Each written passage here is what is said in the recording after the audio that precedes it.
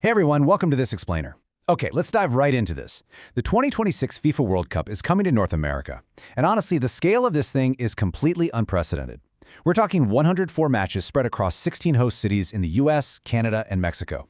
But behind the glossy mega event promises and the massive international marketing campaigns, there's a serious tension brewing. Today, we're going to explore the harsh reality of what happens to everyday, local commuters when a global spectacle of this magnitude forcefully rewires a city's public transit system. I want you to hook into this thought experiment for just a second. Imagine your daily routine, your morning trip to work, getting to school, or just running to the grocery store. Now imagine that routine suddenly hijacked, reorganized, and in some cases completely shut down to accommodate an international sports tournament. That is exactly the reality facing millions of local residents. Let's look at the sheer scale of the disruption we're talking about here. 500,000. That's the number of extra international visitors expected over just 34 days in one single host city, Atlanta. And transit agencies like MARTA, they're bracing for an influx of 45,000 additional riders just on match days alone. Across the continent, transit networks are going to be pushed to their absolute limits to handle these staggering volumes. Now, planners promise that hosting the tournament comes with massive financial infusions to guarantee smooth travel for everybody. Which brings us to Section 1, the World Cup Transit Illusion. Big promises, bigger budgets.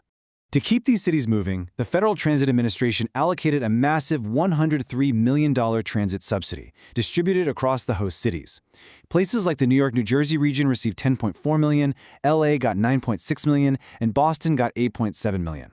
The whole idea here is to enhance public transportation, upgrade infrastructure, and keep things flowing. But as we're about to see, just throwing federal millions at a city doesn't necessarily protect the locals.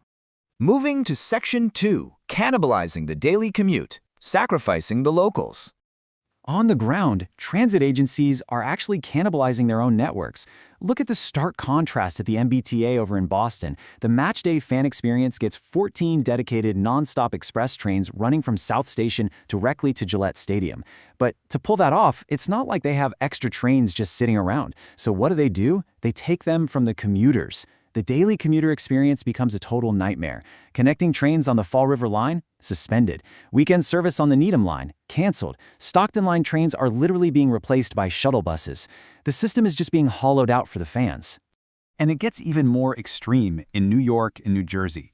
NJ Transit is literally locking regular commuters out of outbound rail service at New York Penn Station starting 4 hours before kickoff. 4 hours! If you're just a standard commuter trying to get home to New Jersey after a long day, you are diverted, you're forced to take the PATH train at 33rd Street or squeeze onto a bus at the Port Authority.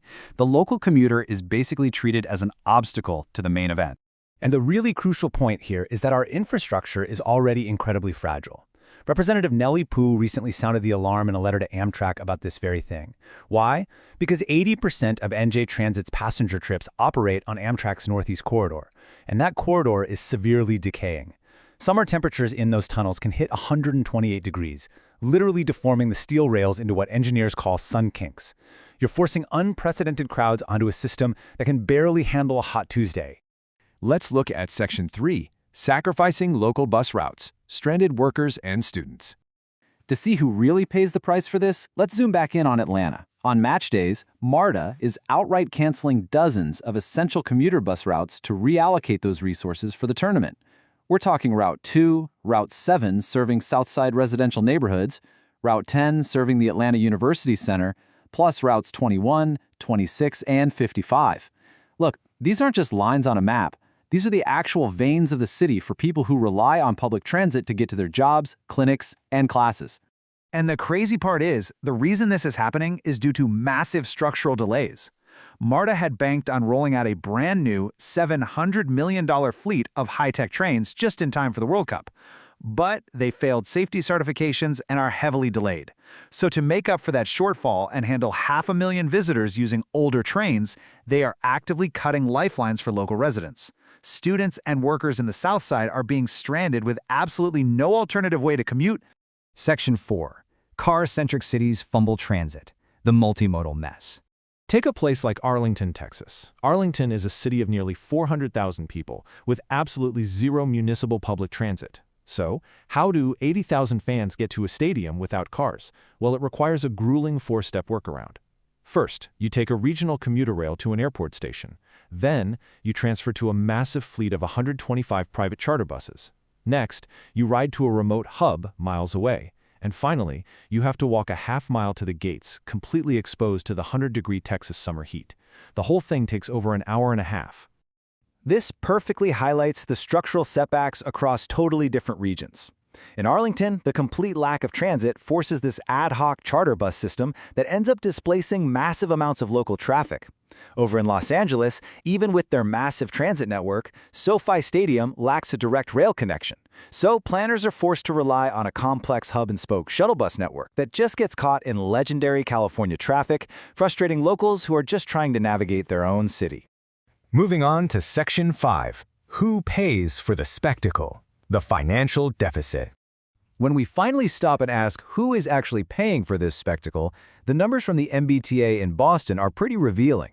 The transit agency implemented highly aggressive surge pricing, charging $80 for a round-trip ticket to the stadium.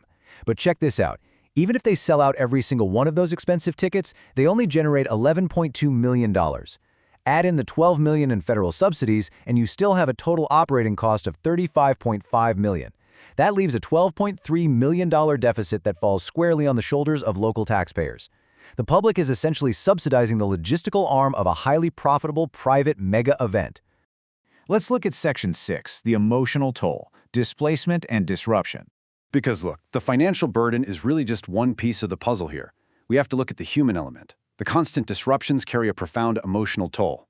Commuters are exhausted and exasperated. Local transit authorities have essentially been telling residents to expect severe impacts, heavily implying they should all just stay home.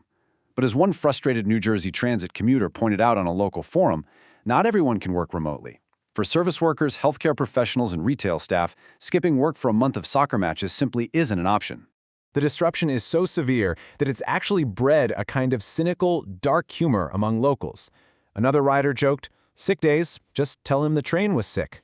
But right behind that joke is the very real anxiety of potentially losing wages, missing important appointments, or facing disciplinary action at work, all because their essential daily transit network was cannibalized for a game.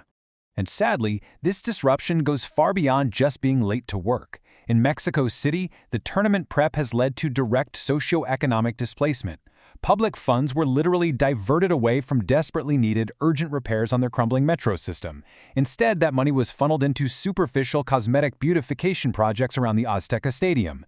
And as part of this process, long-standing local street vendors were physically removed from their transit hubs just to make the area look pristine for the international cameras. Behind all this systemic data are real people. Listen to Don Alberto, a 65-year-old tailor in Mexico City who has worked in those pedestrian spaces for decades. He said, "The World Cup is just a pretext. We're simply surviving. But we're not going to leave. We're going to defend what our way of life means." I think that powerfully captures the profound loss of livelihood and the fierce fight for dignity experienced by everyday people when a mega event rolls into town. Which brings us to the final, lingering question we all really need to consider as these massive events continue to shape our urban environments. Is public transit meant to be a fundamental municipal utility, a lifeline that serves the daily residents, workers, and students who actually fund it? Or is it slowly transforming into a publicly subsidized logistical arm for highly lucrative private mega events? Seriously, think about that the next time your bus is mysteriously canceled. Thanks for joining me on this explainer, and keep asking the big questions.